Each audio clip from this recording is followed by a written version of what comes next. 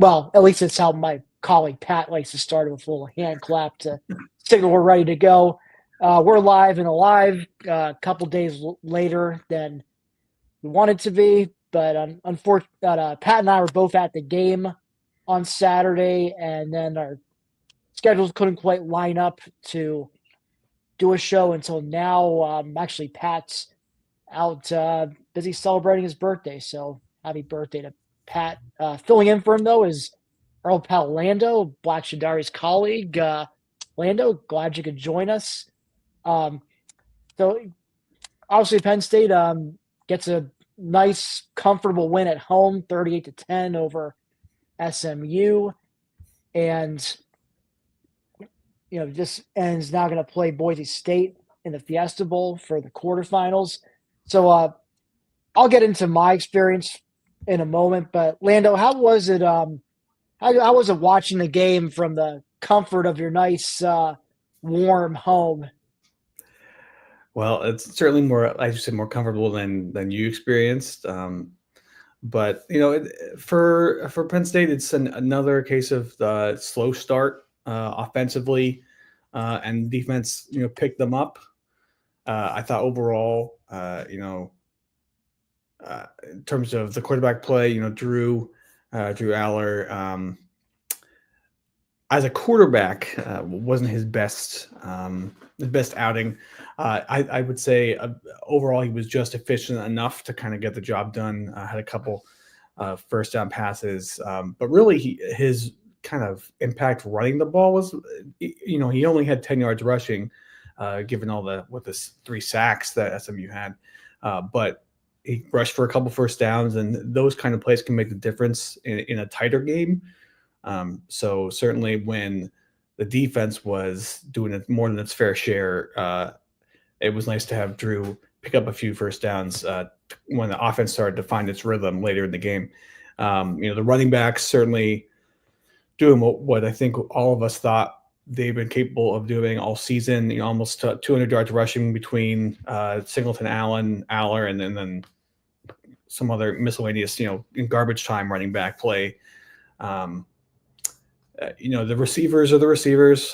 Just really the amount of games that are the same with a leading receiver had 48 yards receiving or something. I think is what That's correct. Yep. It was Trey Wallace at 48 yards receiving. Yeah, I mean, and certainly Tyler Warren didn't have his typical impact. I think he only had only 5 touches total. 4 catches of 33 yards. He did run once for 6 yards, in the Wildcat formation as well. So I mean, five touches for less than 40 yards is not what we're accustomed to seeing from him, but it's always nice when you're arguably one of your top, if not your top playmaker on offense, only has 5 touches for 40 or 39 yards, and you still win pretty handily. But certainly defensively, I was honestly surprised looking back at the stats that in terms of the pressure of the defensive line and the linebackers, certainly the linebacking play. Going into the pregame and a couple days before, I was constantly kind of naysaying people about you got to be careful. Penn State's pass defense hasn't been the best, especially their linebackers. The linebacking play in pass coverage has been really suspect and not always consistent. And then I had to go back after the game and say, well, I did say not always consistent. Sometimes it is consistent. And certainly linebackers were a main reason why they capitalized on plays with obviously all 3 of the turnovers being by the linebacking core. But I think a lot of that was thanks to the defensive line pressure. So I was surprised that they only had 3 sacks, given the amount of times that Kevin Jennings was running for his life. I was kind of shocked that he only was sacked 3 times. It's a potential that maybe those 3 times that he threw the interceptions, he could have taken sacks, and instead of having 3 interceptions and 3 sacks, maybe it's 6 sacks, and turnovers wouldn't happen. But defensively, great to see them capitalize on the turnovers and turn them into points, especially when the offense wasn't being as successful as Penn State fans would like. Special teams, big concern. Not thrilled with them. I mean, not sure what else people expected in terms of kicking, field goal kicking, in the cold. I kind of always expected that to be somewhat suspect, but Riley Thompson didn't have his best day. Owusu even hit a kick out of bounds. So that's certainly a concern in a tighter game. But overall, Penn State did what they had to do, really, really took control early defensively, and the defense kind of held their ground until the offense was able to contribute, and dominant win overall. And just to go back on this, I think in the special teams part real quick, I do agree generally it was shaky, especially the punting game from Riley Thompson. I think he averaged 36 yards, and that didn't even include him pinning SMU inside their own 20. But at the same time, Ryan Barker, nailed a 40-yard field goal with the wind against him. I mean, it just barely crossed over the crossbar, but got Penn State some nice early second half points with his field goal there. Made it a 31-3 game at that point. Right after SMU had driven down the field on their opening drive of the second half and kicked a field goal to make it 28-3. So it was kind of a good way to answer the call there. But yeah, this was so I guess from my perspective, I'm sure Pat, if he had the opportunity to talk, he would tell you too. Froze my ass off, but totally worth it.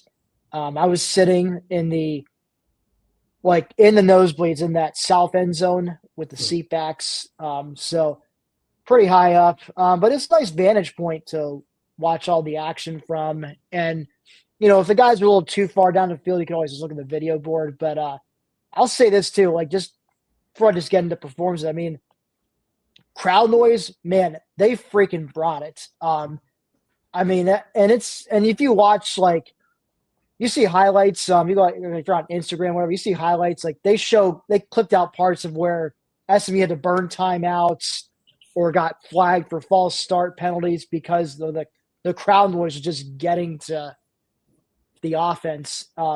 And there's a clip of Kevin Jennings, he has his ears, over his helmet. He's just desperately trying to hear what his offensive coordinator is telling him through through his little communicate headset in his helmet. I mean, that wasn't and then you could tell. I mean, SMU, they're a team that plays in a 32,000 seat stadium, and they play in the ACC, which, let's face it. I mean, sure, you might go to a place like Clemson, for example, which has a pretty good crowds, or maybe Florida State, but there is no equivalent of going to Beaver Stadium, over 100,000 fans just screaming at you. It's one thing. I wrote this in my position grades post. It's one thing you can practice all you want, blasting Mo Bamba from the speakers, but it's a whole different animal when on top of the PA system playing Mo Bamba, you also got 100,000+ screaming fans trying to get you to mess up. I mean, there's just no way to simulate that. And, SMU clearly, it's not a team that has played in an environment like that before. So I definitely think the crowd played a hand in that game. And of course the weather too. They're not used to playing in bitterly cold environments like State College in December. So temps were 20s during the daytime. Wind chill made it feel like the teens. And I think it definitely affected the passing game some. I'm sure Jennings would have looked better if that game was played in a dome. I think he would have put a much better stat line than he ended up doing. But this is where they were playing the game, and it really had an effect on him, I think. And to be fair, I think it did have an effect on Penn State too. I think especially Drew Auer. He missed on some throws that he normally would make in his sleep. And I do think the weather had something to do with that. I mean, we just saw him light it up in the dome against Oregon a couple weeks prior to the Big Ten championship. And, he'll be playing in a dome stadium again against Boise State. So I think I'm not worried about Drew's performance the other day. I think he'll be all right. I was surprised that Andy Kolnick came out just having Drew gunsling it instead of trying to establish the run game first and foremost. So I think in part that's why the offense struggled to get into a rhythm.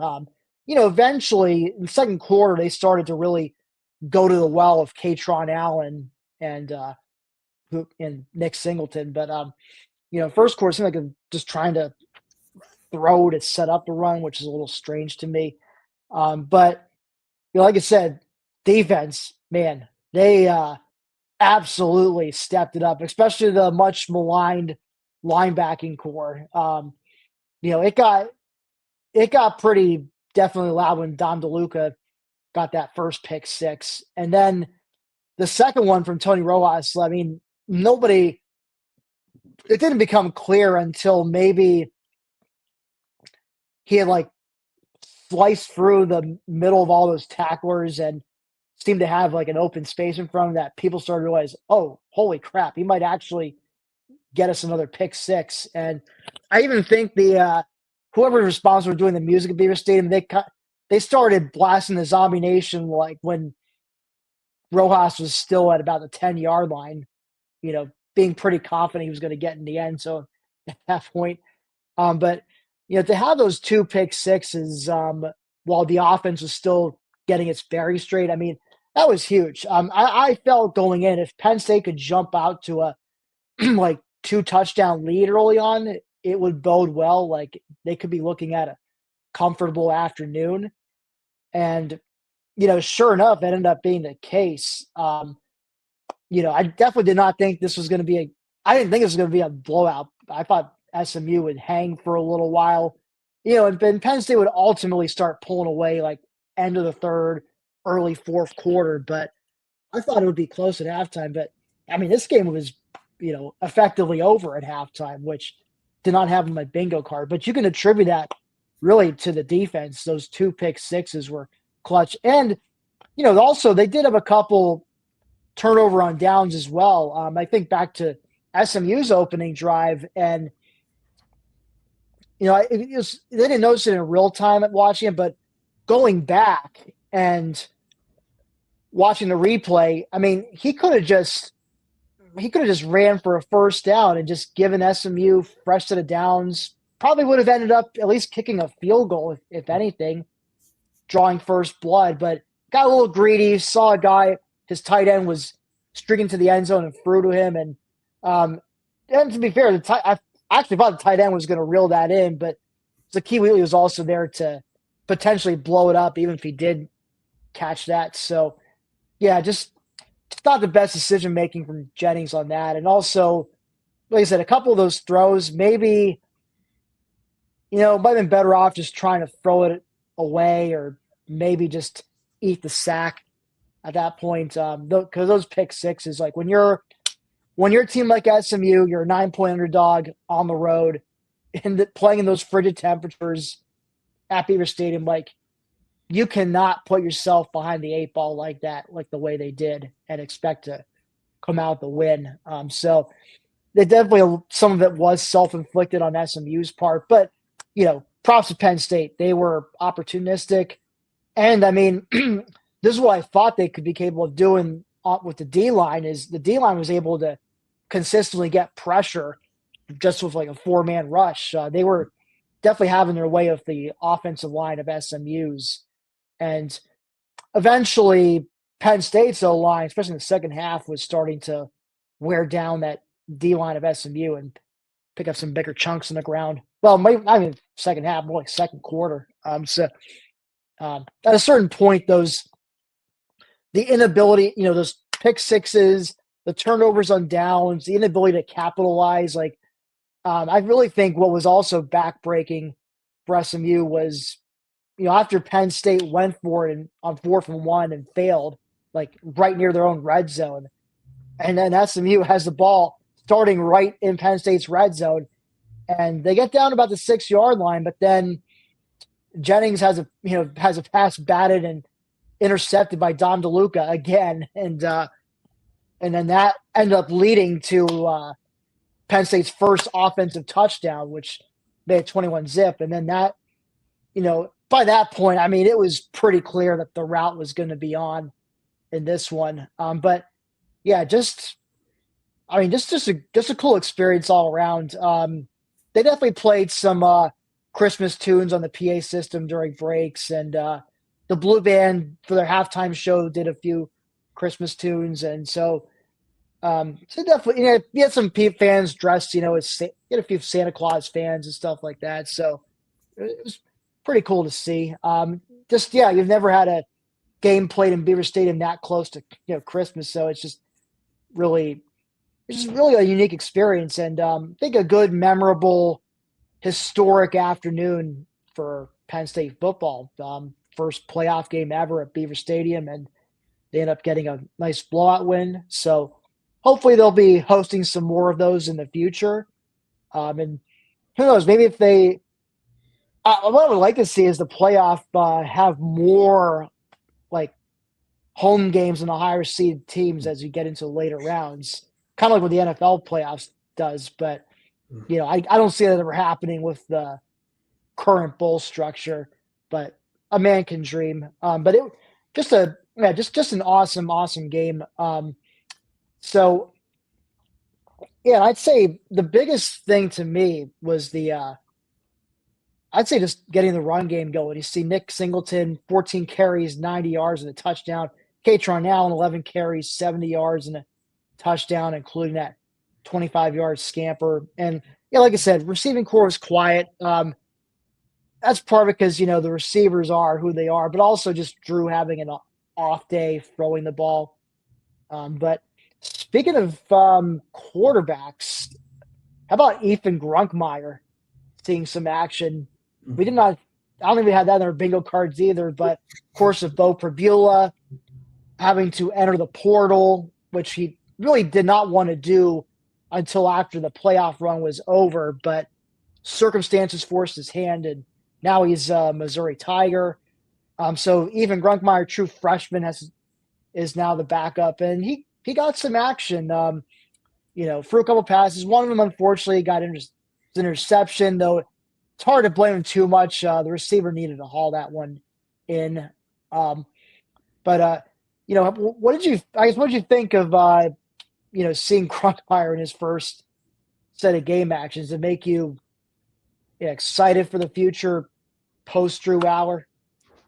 Yeah, I mean, certainly it's we've all heard about his ability and the fact that he was, I think, even if Bo had stayed next year, I think there was even talk that Grunk was going to be a potential backup anyway. He was going to beat out Bo just because of his quarterback ability being a bigger advantage than Bo's athletic ability. It's tough for me to really gauge my thoughts on him on two passes, especially that the second pass to Wallace was a little bit behind him, but then looking at the replays, Wallace had both of his hands on the ball, so that was difficult. So it's tough for me to really say, oh yeah, because those two passes, he's definitely going to be great. But I think I'm more encouraged by what the coaching staff has said about him, and I think I'm hoping we'll see, but I'm hoping we'll get some more action from him on the 31st. But I think the chances of that being another blowout is probably, well, I was going to say few and far between, but then again, I said that this week too. So so I can't really give too much of a verdict on the future of Gronk, given I only have these two passes, but judging by what has been said about him, plus getting action, I think that at least shows that there's faith in him that he could put him out there. I'm not really sure what I guess Tyler Warren would have been the backup anyway, right? The third string, I suppose. Yeah. But yeah, he played quarterback in high school, so maybe he would have been the emergency third string backup. Yeah. Since Jackson Smollett's still, I guess he's recovered from his injury, but he just hasn't been able to do a whole lot. But yeah. So we've done posts on BSD the last couple of days ad nauseam about this game. We've just talked about a little bit. You have any final thoughts about SMU before we kind of just move on and just talk about Penn State's playoff prospects in Yeah, I general. mean, I think your point about the home field advantage, I think is well taken because really, I mean, you mentioned the SMU's first possession and Jennings deciding to flip it to the open tight end or the open receiver instead of running for, as you said, looked like an easy first down. And he didn't wasn't able to haul it in. And then Jennings even said after the game, I watched some of the post game interviews that he said if he had to do it again, he would have done the same. He would have chosen the same thing. That he would have just thrown the ball better. Is kind of what he said. I was kind of surprised. I thought, well, maybe his eyes were too big, and he would have just kind of run for the first down and kind of live to fight another day, and then go on from there. That's a play that if he makes the play, as you said, SMU goes up, they go ahead, and then as you mentioned again, with the turnover on downs the interception after Penn State gets the turnover on downs. If SMU even gets a field goal, it's 14-3 or it's 14-7 at best. Instead, that's a 14-point swing or a 10-point swing at least, and it ends up being 21-0. So that just shows you how momentum means so much in the college game. And then you add it on with you're on the road, you can't make those plays, and that's what happens. Meanwhile, Penn State on their first possession.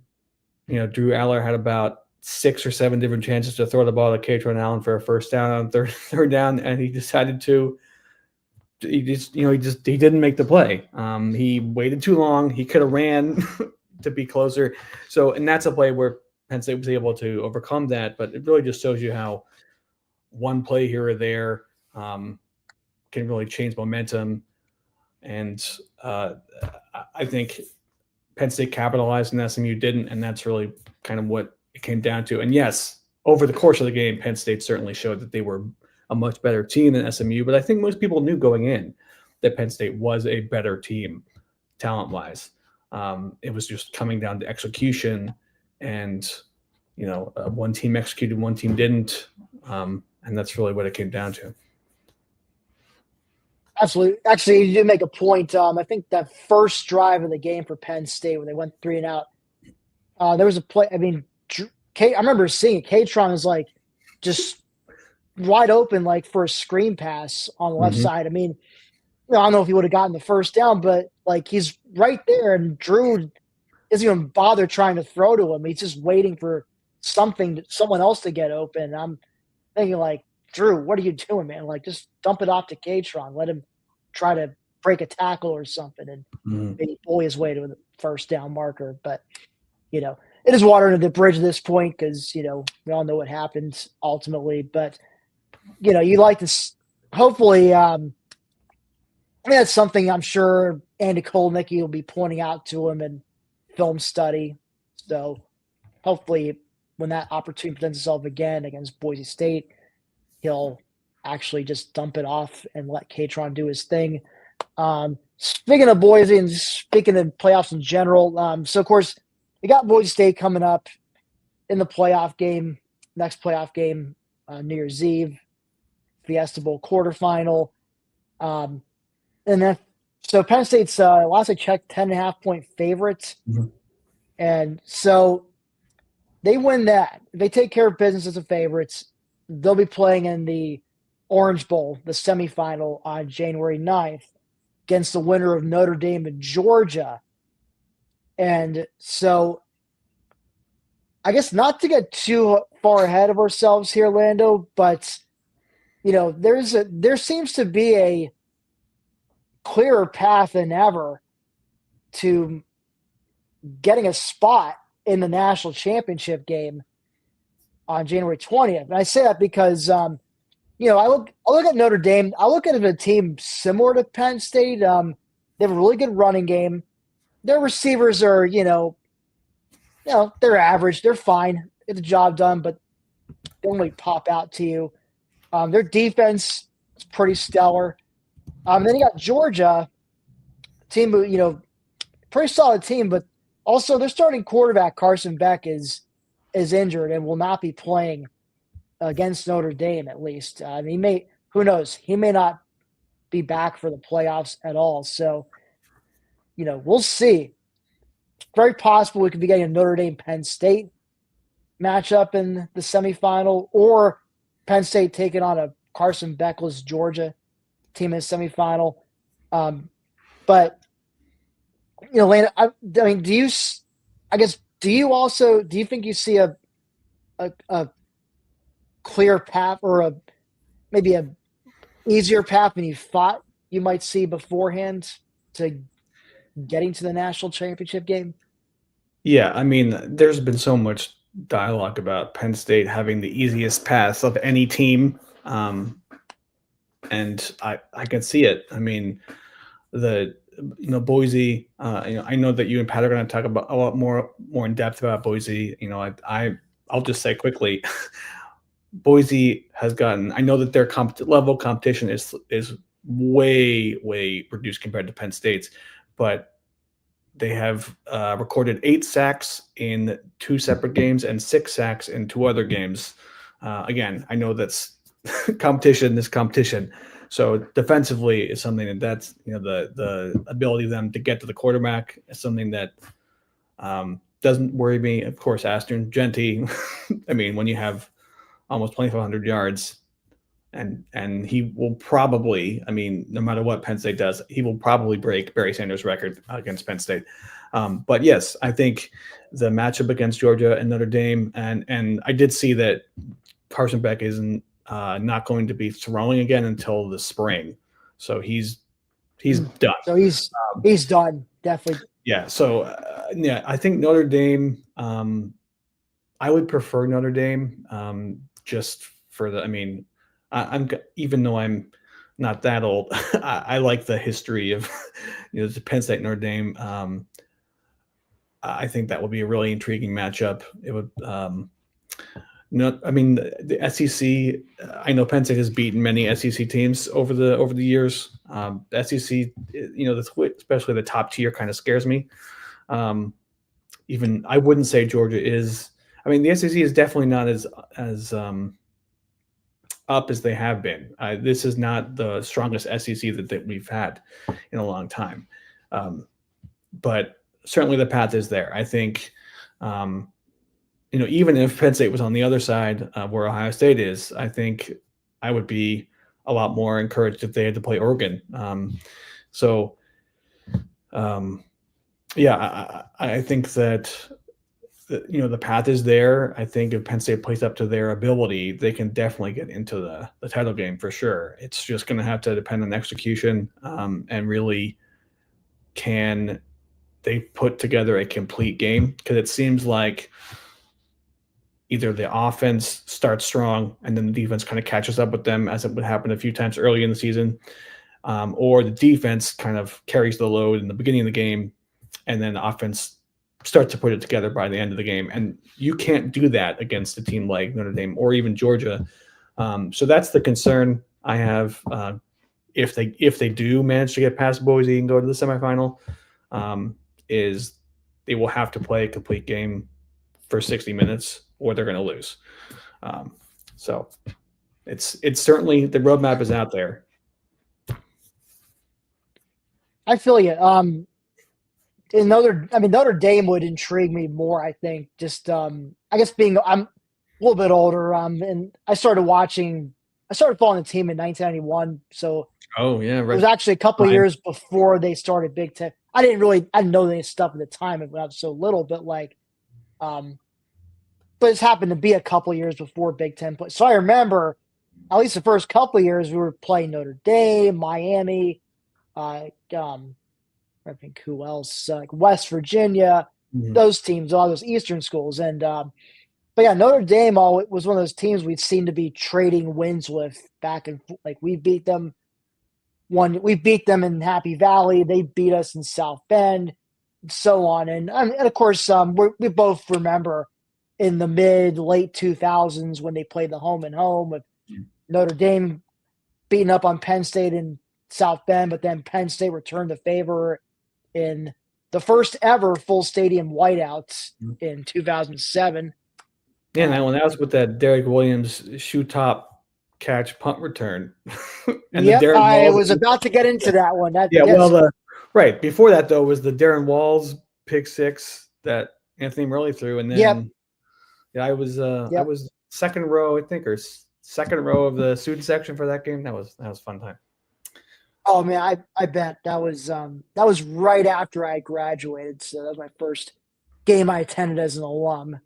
So, but yeah, that was, but yeah, I would. That was the last time they played, so we're talking about 17 years. I think it would definitely do for another meeting, and what also make it intriguing besides the whole historical factor is just I think that'd be a game of two teams with similar strengths and weaknesses they described before. I think both teams pretty good defensively, good at running the ball, good quarterback play, but receivers are pretty average. And I would give Penn State the advantage at tight end, of course, with Tyler Warren.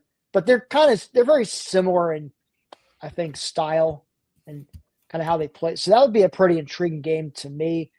But of course, I guess to get back to Boise a little bit, and I will do I'll give more in-depth thoughts when Pat and I do our preview for this, but just some, I guess, quick thoughts on Boise. Still got to show up and give your A game. You can't let Ashton Genty run wild by any means. I mean, I would hope they,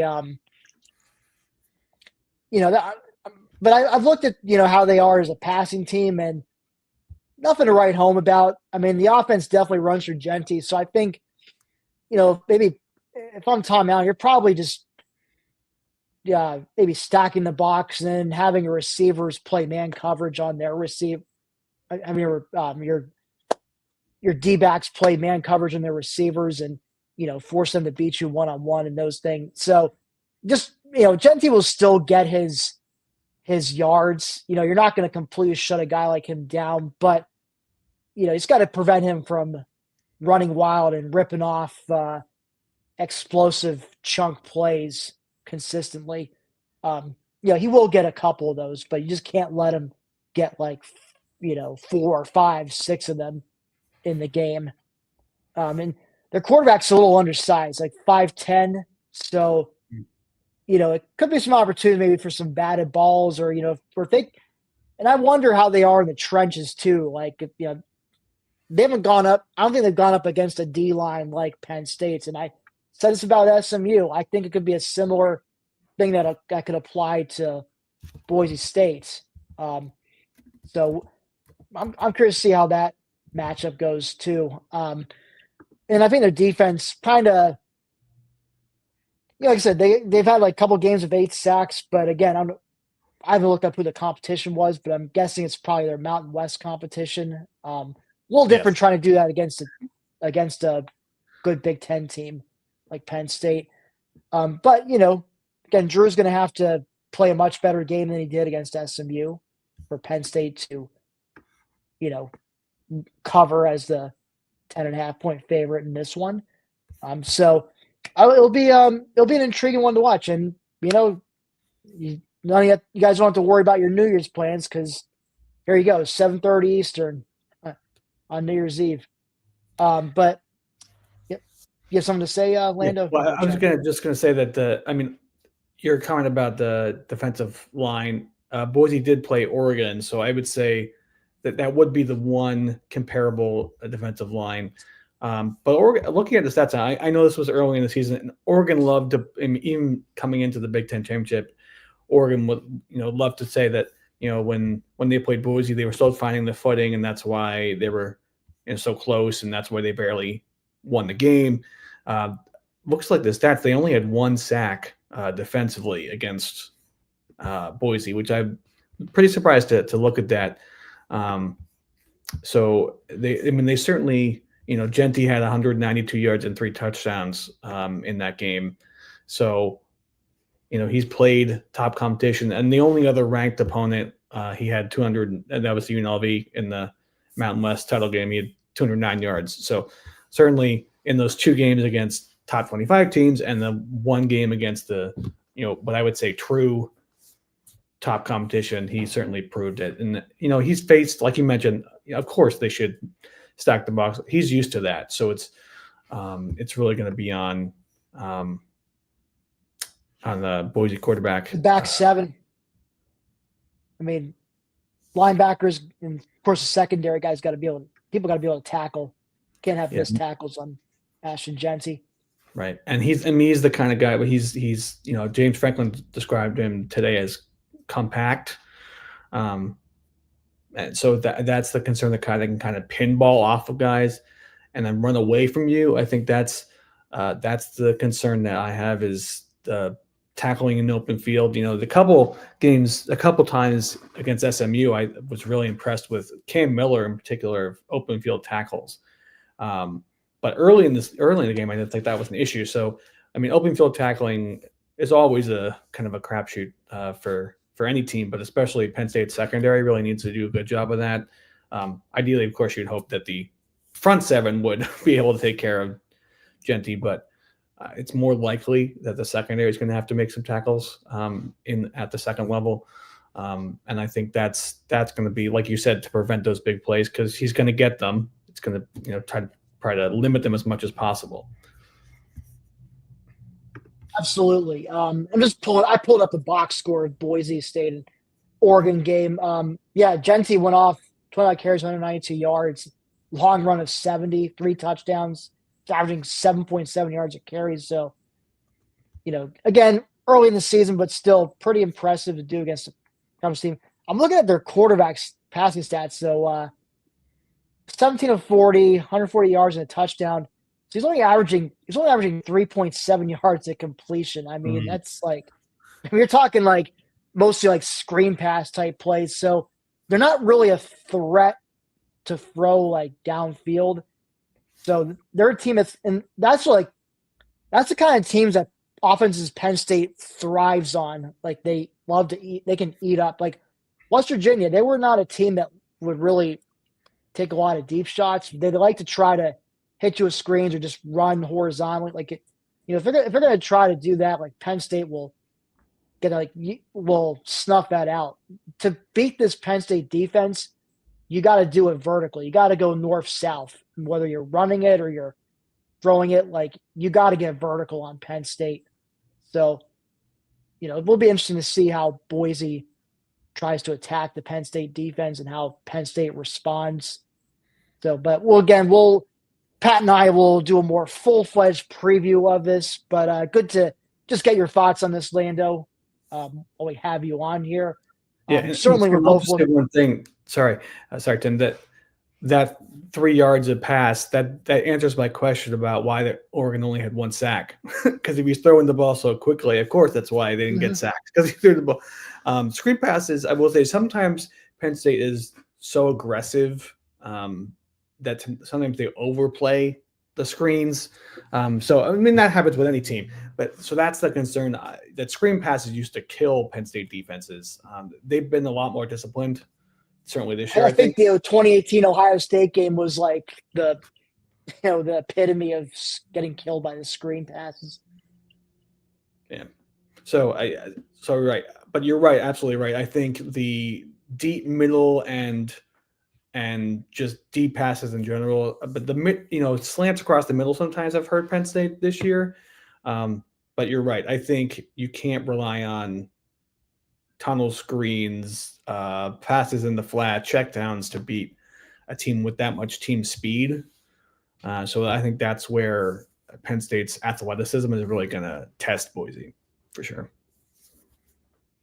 Yeah, I agree. And, obviously we'll get more in depth on this as we get closer to game time. Pat and I will do a preview show dedicated to the Boise State game and really dive into what the keys to the game will be for the Nittany Lions. But we'll wrap it up here since, it's been a couple of days since the SMU game, and we just wanted to get a recap show since we didn't have a chance to do it right afterwards. So thank you all for tuning in. Despite our lateness, we really appreciate it. And another thing, if you haven't already, please like and subscribe to our channel if you haven't. If you like what you see. Thus far, I'm trying to pull up real quick what our current. So we're at 150 subscribers. Let's try and get that to 160 by New Year's Eve, folks. Can we do that? I mean, yeah, I'm sure we can do that. We'll remind you guys again for the next show, but let's try and get it to 160 by the end of 2024. We really appreciate all of you who've subscribed to us so far since we just started this up at the end of August, doing our West Virginia season preview.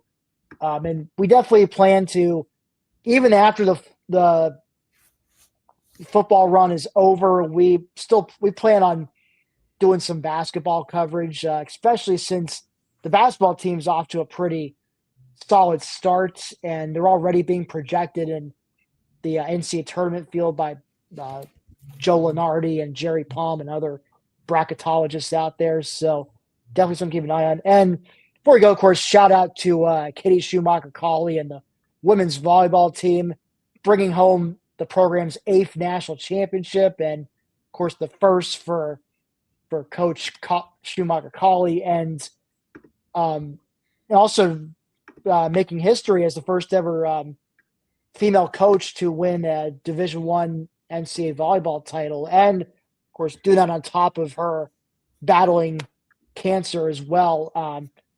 Absolute trooper. Great bunch of ladies, great program. Really excited to see hope that they can try to repeat that feat next season. But for now, let's savor the moments. It's a really awesome moment. So congrats. Lando, any final thoughts before we sign off? On to the next one. Couldn't say it better myself, sir. Thank you for joining us, and thank you all for tuning in. And we will see you with our Boise State preview.